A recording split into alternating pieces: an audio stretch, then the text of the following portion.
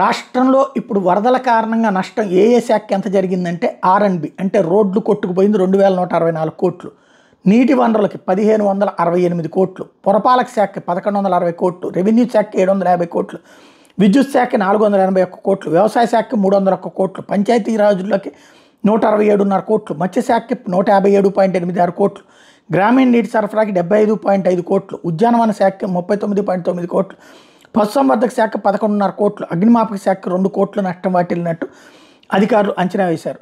ఇది కేంద్ర మంత్రి శివరాజ్ సింగ్ చౌహాన్కి ఈ వరద నష్టానికి సంబంధించిన లెక్కలు ఇచ్చారు. ఇందులో రెవెన్యూ నష్టం అంటే ప్రజలందరి నష్టం అవుతుంది. మరి ఈ డబ్బులు ఒకవేళ కేంద్ర ప్రభుత్వం నుంచి వస్తే అవి జనాలకు పంచుతారా లేదా?